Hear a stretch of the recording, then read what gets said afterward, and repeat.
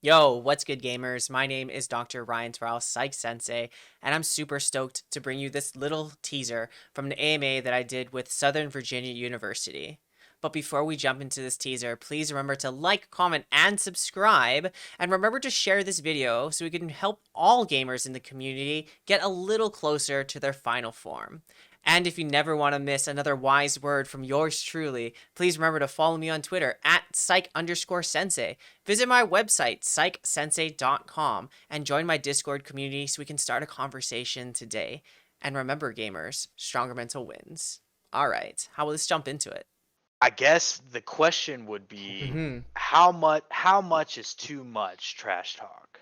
You Yeah, know? that's a good question. So when you say trash talk, is it just like friendly ribbing or is it like hard flame? Like, what are we talking It's here? never hard flame. We definitely have a no tolerance policy for that, just because of our experience with online video games for the past 15 years. Yeah. But if it starts out as friendly, and you know how it can just go and go and go, and then at one point some guys like, oh, okay, wait a second, you know what I mean? Yeah. So how far is too far? What's too much trash talk? God, that's a good question. I guess the question back to you would be, well, what kind of culture would you like to create? You know, like, well, what is the the culture or the atmosphere for the team that you want to have, and then that can limit the trash talking. And I'm wondering too, like, I think it is challenging because it starts, like you said, it's like one of those confusing touches, like a tickle. You know, at first a tickle starts off fun and we're all laughing, but at some point it's like, fuck, dude, stop tickling me. And we don't really know what that point is. So when thinking about, boundaries and communication and trying to keep the communication safe, I'm wondering too, like, for some teams, what I've been doing is I've instilled like a safety word. Like, okay, when we hear this word, it means I'm serious. It means like, hey, stop. It means like, if you use this, don't abuse it. It's sacred. And so I'm wondering if, how do you think saying like having a safety word for okay, enough, stop? How do you think that would work for your team, or what do you think about that?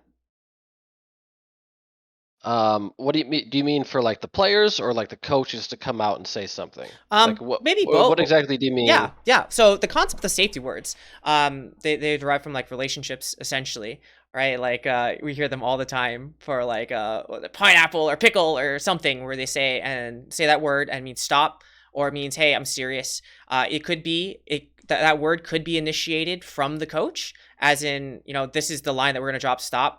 Stop talking like this is not okay. It also primarily is for players when they have their own boundary or their own limit, so they can say that word and that person on the other side of the team knows that they've gone too far. And the purpose is not to guilt and shame people, but at the same time we want to provide them with a word or a tool that they can use, that everyone understands, that will just stop it. Because when we think, I'm guessing, like, how old is your program and how new are the players to like playing competitive? The program itself is 3 years old. It's just switching now into an athletic Yeah. program. So we're taking a shift in one skill level requirements from a club. It was a club, and it's still technically a club, but we're just the dynamic of the program shifting. Yeah. Yeah, yeah. Um, so my question about the safe word thing is, Mhm. um, in my experience, whenever that happens to me, Yeah. I just address it. I just say, "Hey, don't do that." Like I don't need a safe word to come out and say that. Mhm. Is that a normal thing to need a safe word, or is it normal to teach players to address the situation as is That's a great question. without just like a one word and then just shuffle it under the rug? Mm, Which one is better? that's a great question. So typically when you talk about safe words, the safe word is just that word to stop it in an instance, and then later on, perhaps after game or in a separate setting after everyone's kind of calmed down, we revisit and discuss what happened, what could we have done better next time, what were the preferences of each player, each person, and so both of the parties can kind of reconcile. But the safe word is just a stopgap, kind of like stop right now in this moment so we can take care of it later. Um, Normal. I think the wrinkle is whatever is normal is the normal that you want to create. For some teams, having this process of the safe word is normal. Other teams, if they want to address it like right there, that would be better. At the same time, in my experience, sometimes players aren't really good at expressing their conflicts, or telling people why they don't like what just happened because they don't want to seem like they're being a panty, or that like they can't take it. So being able to say that would be great. At the same time, most times I also teach conflict resolution, but if your team is able to state their needs and work through it and have that trust, that's awesome.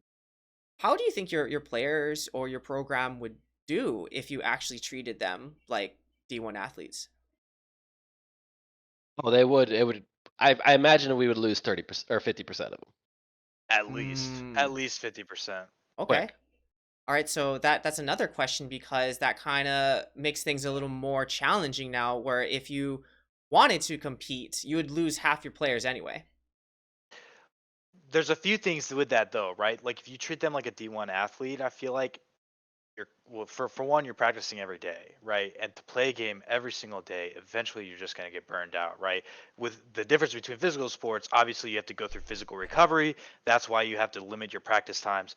With esports, I mean, if you looked at like professional League of Legends players back in like season 1, season 2, season 3, so long time ago, right?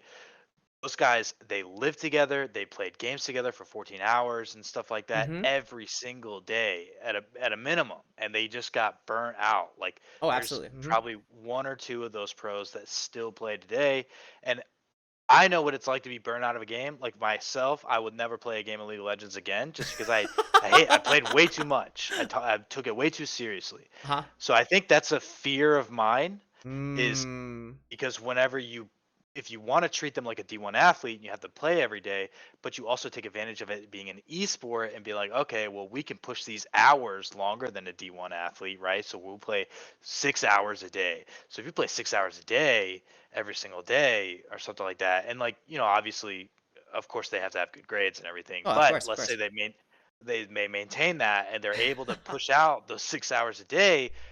I just get worried about they're going to get burned out. They start taking it too seriously, and then they burn themselves out by doing that. Mm-hmm. There's just I feel like there's way too many negative connotations that go with that rather than Yeah. positive. Okay. Yeah. Well, Coach TJ, what do you think?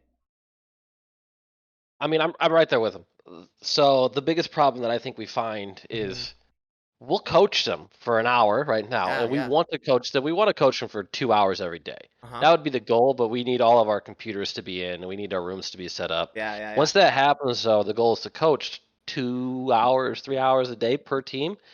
The problem that we're going to run into is that while physical sports have to recover, like he said, they can play on their own hours. And so we run into issues where it's like, okay, I saw this kid playing for 4 hours, and now he's playing again.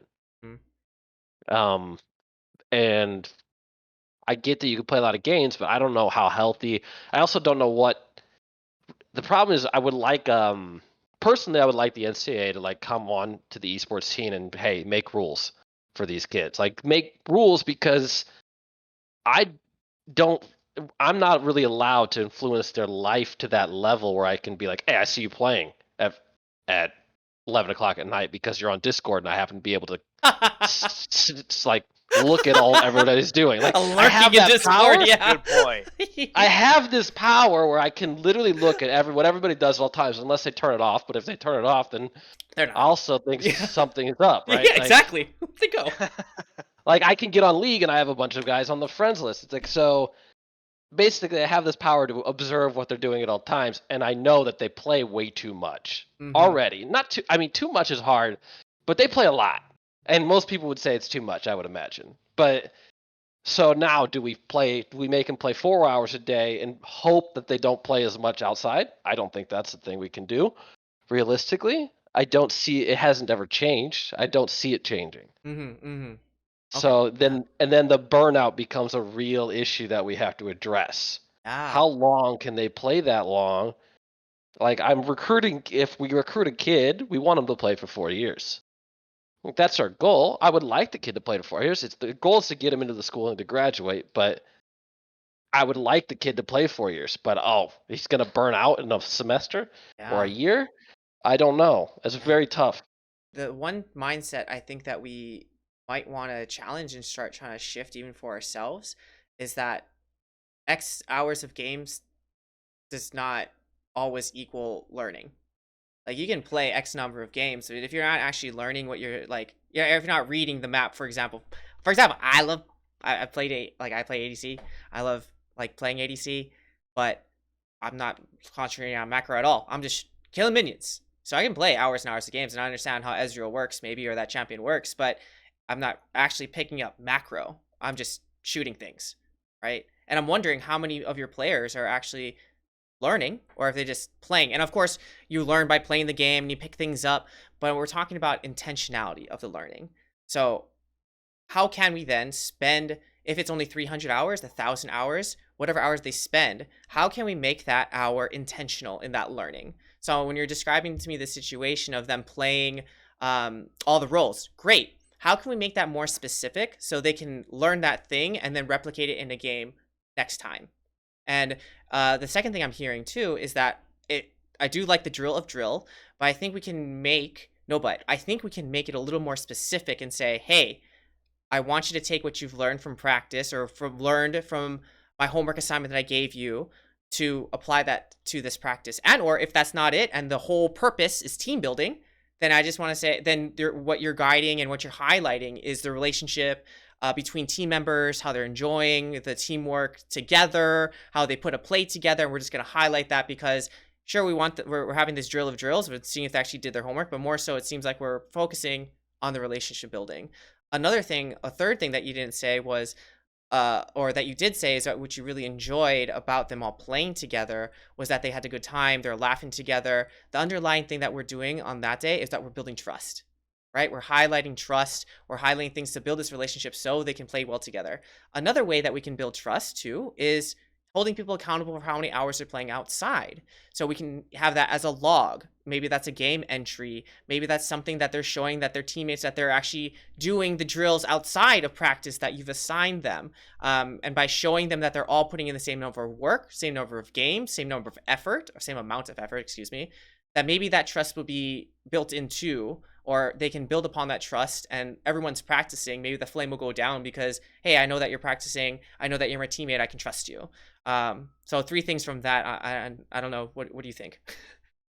I like the idea of the log. I never even thought of that, but I think it's a cool concept. It'd be interesting how we could obviously we'd have to discuss it between ourselves and Yeah. figure out how to implement that. But It, it, if it even is a thing to implement, but I like it. I like yeah. the idea of it. I think that's a cool idea, considering limited practice times that we currently have as is and stuff like that. So Or even the thing of like, hey, just tell me the one thing that you learned from this game. Tell me the one thing that you got from this game, one thing you learned from this position that you can replicate or want to focus on next time. And then as, with our coach, we can come up with a weekly team goal. We can come up with a weekly independent player goal. And then the player may even generate their own goal that they want to work on outside. We create a document that everyone can see, a spreadsheet. And then we can detect it on the daily that everyone has access to. And then maybe before each practice, we can review that list to see how people are improving, if they have any questions, and the other players can see what they're working on. And by creating this transparency, we can also create trust between team members, and you can also monitor their improvement sequentially by actual measuring their behaviors or what have you in game. Plus, they can BS you and be like, I'm doing my homework. And then you look at the game and like, bro, you're not doing anything that we talked about. Like, what happened here? So it's also this accountability system that you can build within the team to increase trust, improve relationship, and then circling back around to the beginning, maybe prevent some of the hard flame. Before you guys leave, I think it'd be really helpful. Like, what did you guys find helpful? What was it like working with me? Anything I can do better for you? How can I support you better? All those things, man. Um, a lot of it is just the brainstorming seems to help me the most understand. So, like right now, something that I learned is I understand the difference between Fortnite and Rocket League coaching significantly more because at least personally, I understand that Rocket League is a much more fluid game. The fluidity that he has to deal with does not apply in Fortnite. Mm-hmm. Mine is much more mechanical. They have to do these things and they have to do them in the same way to have the same success, and it's very repeatable. Where his, it's like you get. I understand. I understand the difference. I've always understood the difference, but now I've recognized the Yeah, difference. I yeah. guess is that what you're saying. So, how I would coach Rocket League or how he coaches Rocket League is going to be vastly different than how I would approach Fortnite or even Super Smash, because Super Smash is similar to Fortnite where there are certain things that you just have to do in a certain way. You have to know how to do certain things. Rocket League has those similarities, but like that brainstorming let me understand, oh, the differences here on why you want to do something in this way, Mm-hmm. or maybe different approaches that might be better for that certain different games Yeah. that I would have to like really delve into to see what is a better approach for this game. Yeah. So And the brainstorming helped me like at least inner think about it. yeah, I yeah. guess never really thought about it.